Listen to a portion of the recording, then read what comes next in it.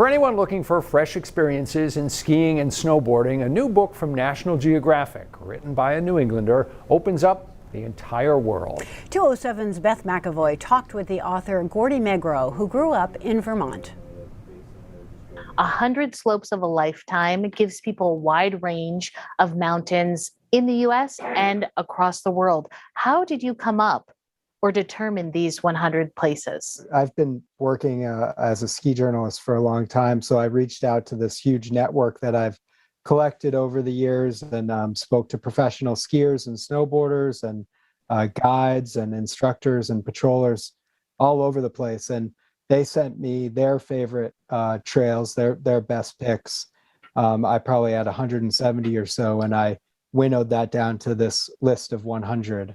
From slopes for intermediate to expert skiers and snowboarders to a little something for cross-country folks, his book has a breadth of options. I made sure that there was something for everyone to ski and that it was geographically diverse too, so that there's trails all over the world to ski. Obvious locations that are known for their powder, like Colorado, British Columbia, and Switzerland, are highlighted, but so are mountains in places not known for skiing, such as Australia and Hawaii.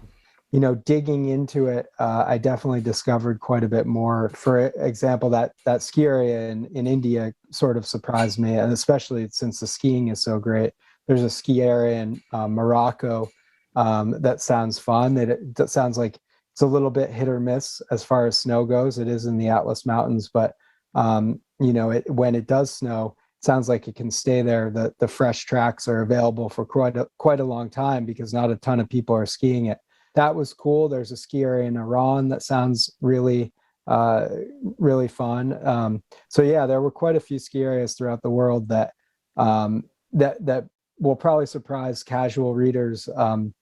And I think that for me, I discovered places that I wouldn't have thought of going before, and I definitely want to go now. Megroz didn't visit all the mountains in the book, yet through his research, he's decided he wants to ski them all. I've skied 20 to 25, and then in doing the research, I definitely zeroed in on 3 or 4 that I want to make it to soon. Engelberg, Switzerland, there's a trail called the Laub, which is a vertical foot descent, and it snows there a lot. They get great powder skiing, and when you ski this on a powder day, it's just like a never-ending powder trail. It just goes on and on and on forever.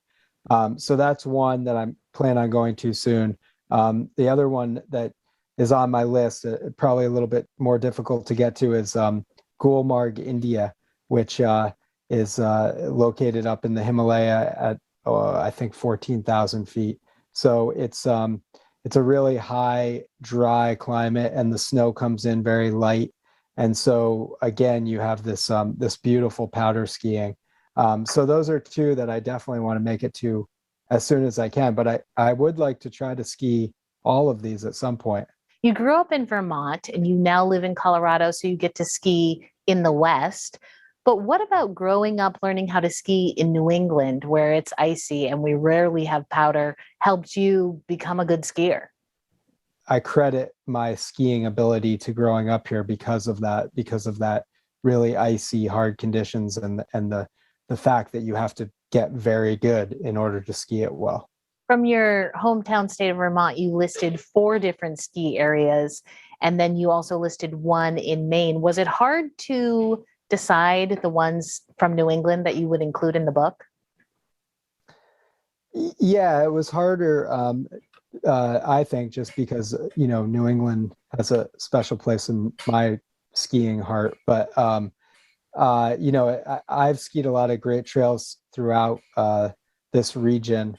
And I sort of wanted to make sure I was putting the best ones in there. So I actually leaned pretty hard on my friends and fellow skiers to help me come up with those ones, just so I wasn't being too biased in my picks. But, you know, the Tote Road at Sugarloaf, I think, is a classic, which that was one of my picks. And I thought it had to be in there. And pretty much everybody agreed with me. Now, again, the foreword to the book was written by Lindsey Vonn, one of the greatest ski racers of all time. The name of the book is 100 Slopes of a Lifetime.